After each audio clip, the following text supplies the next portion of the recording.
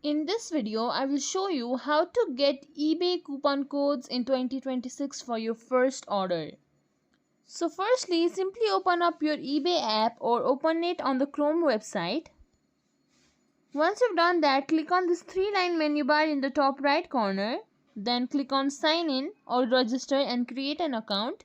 Once you signed into your account, you might get a mail from eBay telling you about the promotional code that you might get 10 or 15% off on your first order. You can find the promo coupons on your email, or the coupons are usually welcome 10-sign up or welcome now. You can simply copy this, then open your eBay, browse for the items. After that, simply scroll down below, click on buy it now. Now one thing that you need to understand is that guest shoppers are not eligible to use this promo code, so you will have to sign into your account. Once you logged into your account, shop and then click on buy it now, then check out. There you will find add a coupon or gifts and coupon section. Simply click on it.